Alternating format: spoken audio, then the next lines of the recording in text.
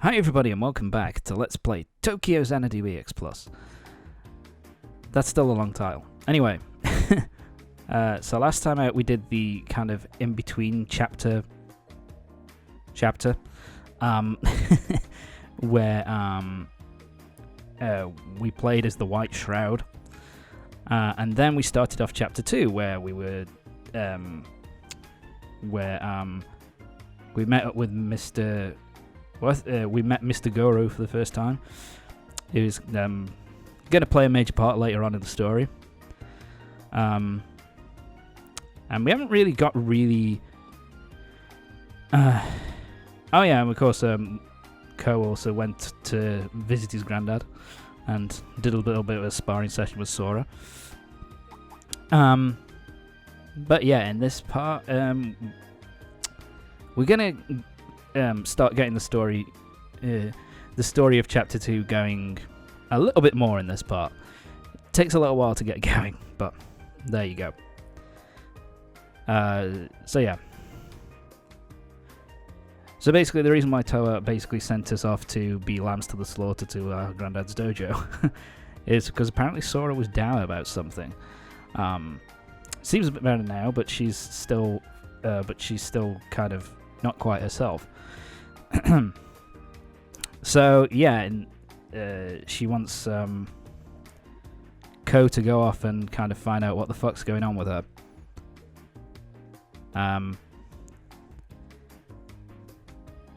So yeah, now we're gonna have a bit of a reminisce about what happened 10 days ago when Hiragi and Ko saved Shiori from out of the first dungeon we went into. I keep wanting to say palace because we played Persona 5. But yeah, defeated the first dungeon.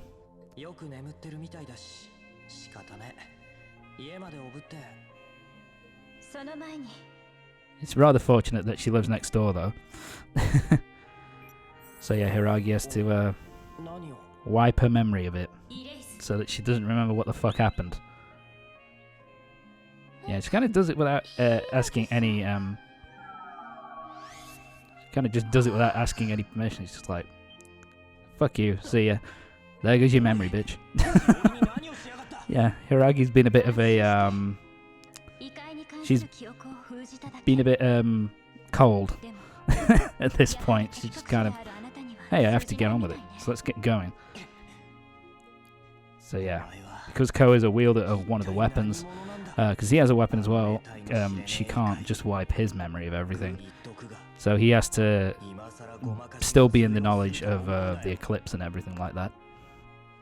But she pretty much said that she wants to, if she could, she'd wipe his memory as well, so he wouldn't be such a bother anymore.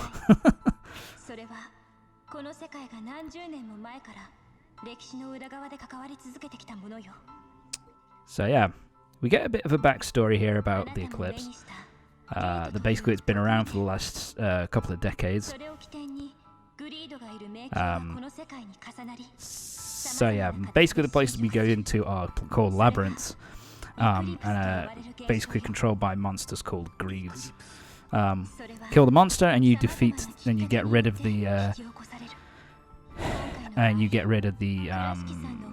labyrinth, which gets rid of the gateway to the eclipse.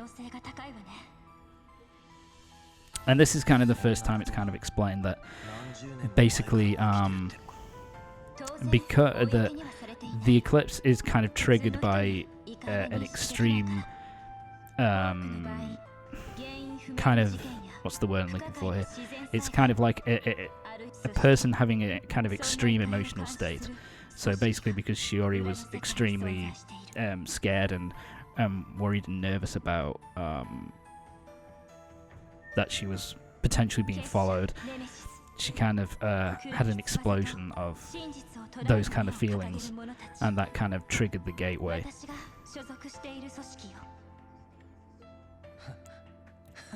And we also get an introduction to what Hiragi basically is. She's basically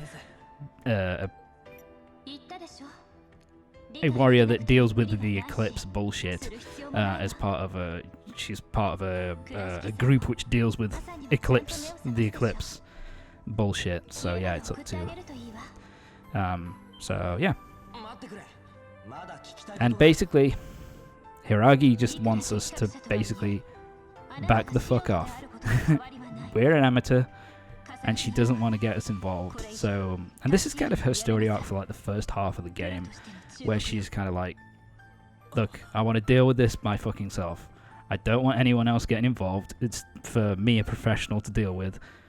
Back the fuck off, basically. And Ko is kind of like, dude, I want to help. I have the power to help. Let me help, for fuck's sake.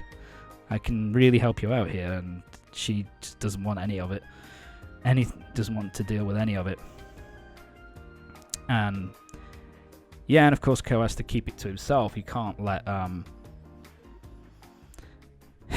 he can't let Shiori know what's going on. No, you can't talk to her about it because it might re-trigger those memories. It's pretty much what happened to him, really. But I think that's maybe because he had the potential to awaken to his weapon anyway, and so that's maybe why he was able to remember all this crap. But there you go. It's the end of class. So basically, we're back into another I don't know where I was doing there. Oh, Chiaki. Sorry. Fuck, I wasn't looking where I was going. But yeah, we're basically into our free time now because we've got our part-time job to go to. But before that, we can just basically hang out and do other things and kind of do side quests and stuff like that. And yeah, so because of Chiaki, we've lost Hiragi, so fuck it. So fuck it. It's like we can't find Hiragi at this point. Let's find out what's going on with Sora. Oh, Chiaki seems to be a little bit. She seems as if she's hiding something. I think Chiaki's definitely hiding something. She knows something about what's going on with Sora. I'm sure of it. Yeah. This is something I find really weird as well, where, you know, Ko isn't voiced, but Chiaki is here. And they do that with some of the cutscenes. Like, the characters that you're talking to will have full dialogue, but you adjust subtitles. It's kind of bizarre. I guess they just didn't have...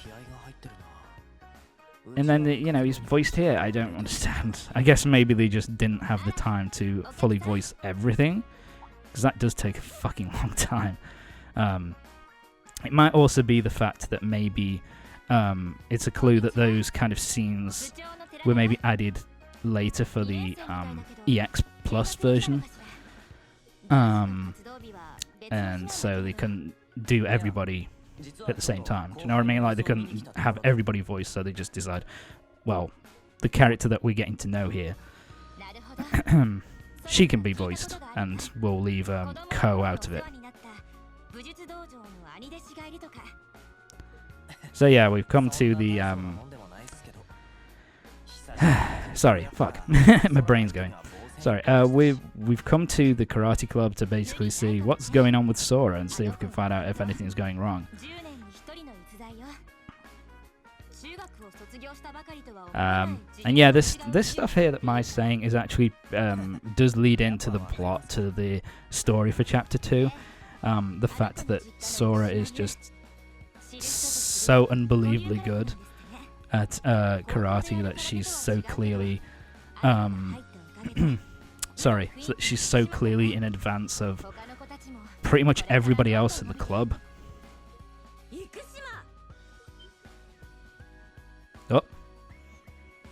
Oh, and Chiaki is pissed off at Sora, apparently.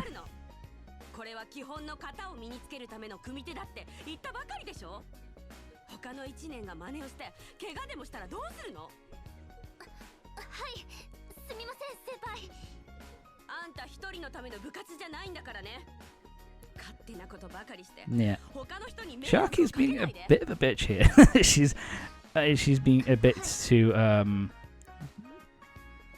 she's being a bit too harsh on Sora there, and yeah, Ko sees it and is kind of like, what the fuck, dude? This is a bit much.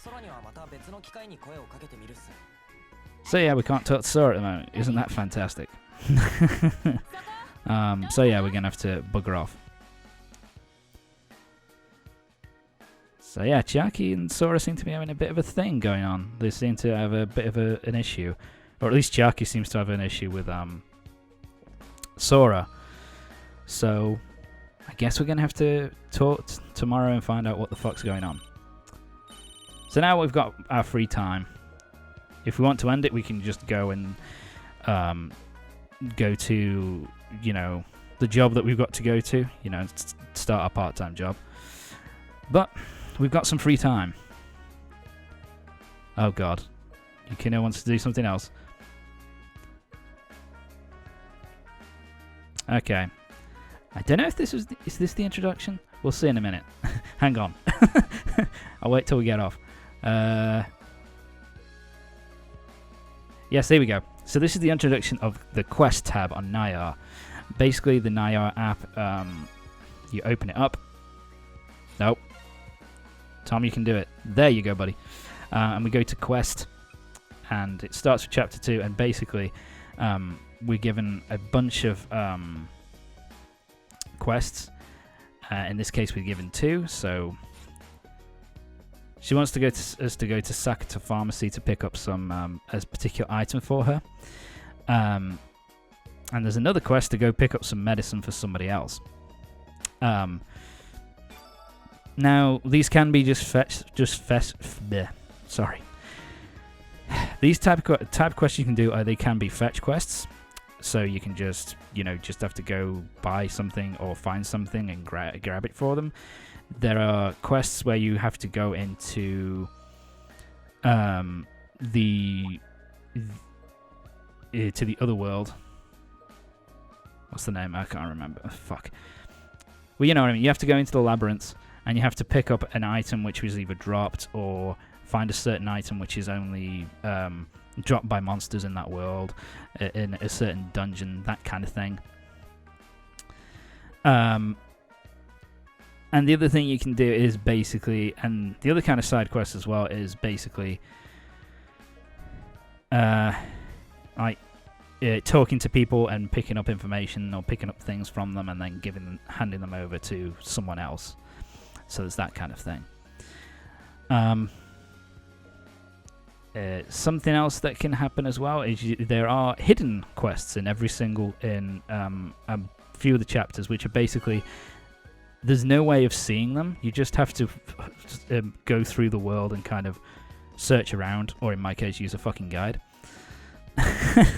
But they're not really all that interesting. They're just usually, answering questions, and it's not really all that interesting. So anyway, one of the side quests, basically, she lost. This girl has lost her wallet, so we've headed up to the roof. We've found it, and she has a She has a picture of her darling, who is the student council president. Now she won't really be doing stuff until chapter 3. Yes, sorry, fuck, my brain. Yeah, she won't be really getting involved in the plot until properly until chapter 3. But she's, I like her as a character. She's, pretty good. I also like her design. I think she's got a really nice design. But anyway, that's one quest done. And for that, you get gems. Your virtue increases. The gems, basically, you can trade them in at various stores and trade them for money. So you can there's that kind of thing you can do. And also sometimes you can get items and accessories which are pretty useful for that point in the game. Kugayama. Once again, you're like, it's kind of funny to watch this kind of again, because it's kind of insane how many like characters that you find a lot more about in later chapters. How how early they kind of show up. It's kind of insane, really, because here's another character, Kugiyama, who's going to be a major character. What's their first name? It's Rion. There you go. Sorry. And she basically turns up, and she becomes a major part of the plot later on, but we kind of get introduced to her here. To be fair, it's quite I think it's a fairly good introduction, because she's kind of a funny character. But yeah, Rion Kugiyama.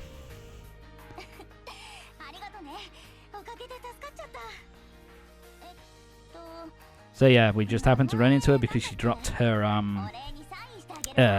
dropped her agency card, and we happened to give it back. No thanks, I'm fine. I love that. Itko's just like, oh, you want to give me an autograph with a kiss? Oh, fuck that, love. I'm busy. See you later.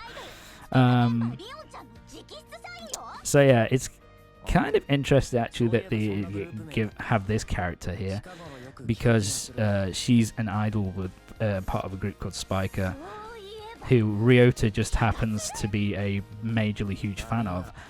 So you would have assumed that he'd be trying to find Kugiyama all the fucking time, given how much of a diehard fan Ryota is, but apparently not.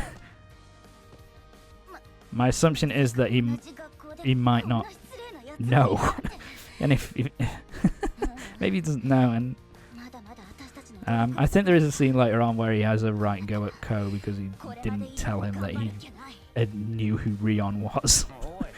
He knew because he knew that he'd met Rion and all that kind of thing. So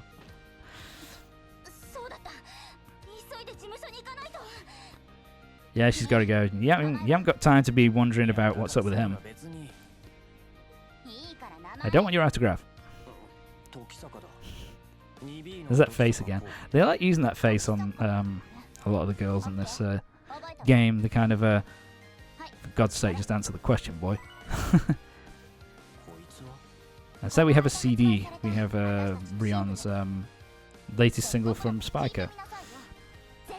And that's not just an item. You can actually go to your house and go to the CD player and actually play it, and you can actually play the song, and Ko will give his opinion on it. So yeah, there you go. There are also items that you can buy in town, where you can basically buy them and you can make your room, do your room up and stuff like that. That kind of thing. So caffeinating my third eye. And so now we get affinity shards. Okay, so affinity shards are used for friendship episodes. Friendship episodes are basically like social links in Persona, where basically you can go up to a character who has who is highlighted, and you can basically say to them, go up and talk to them, and your relationship with them kind of improves, and that can do wonders in battle if you have them in your party. And on top of that, it also increases their overall stats a little bit. You don't actually start out with 3, from what I remember. That's a New Game Plus thing. I think you start off with basically 1 affinity shard. And you can basically go around and then talk to a bunch, and then you basically have 3 people you can pick between, and you can basically have to choose 1 from 3 as to who you want to level up your affinity with, basically.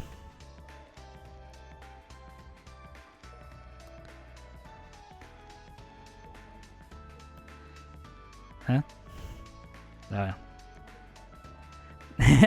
Everybody's getting the wrong idea. I didn't mean to make it seem like we were lovebirds. That's not what I want at all. Anyway.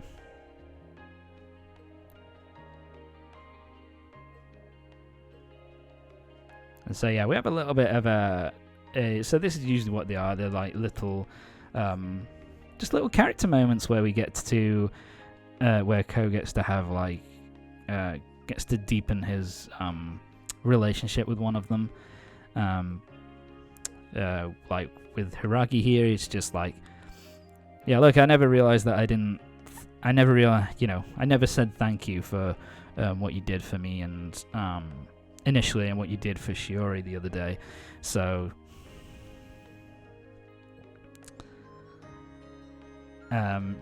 so it's kind of a thing of, yeah, thank you, and I'll be going now. And now she's kind of softening up a little bit. She's saying, yeah, look, any more of this shit goes down, just if you can't find me at school, come find me at this coffee shop, because I'm staying in the apartment above it. So it's a little bit of a it's nothing too ridiculously deep or anything like that, but it's nice to kind of see a little bit of character interaction between Ko and Hiragi, and it happens with other characters too. Yeah, you bond with us because, so the soul level increases, and that increases the amount of like special attacks you can use and stuff. But anyway, that's it for this part of Tokyo Xanadu EX Plus. Join me next time when we've got more friendship episodes to go through, and we've got to go to our part-time job. We've also got to find out what's going on with between Sora and her senpai. So join me next time for the next part of Tokyo Xanadu EX Plus. See you next time.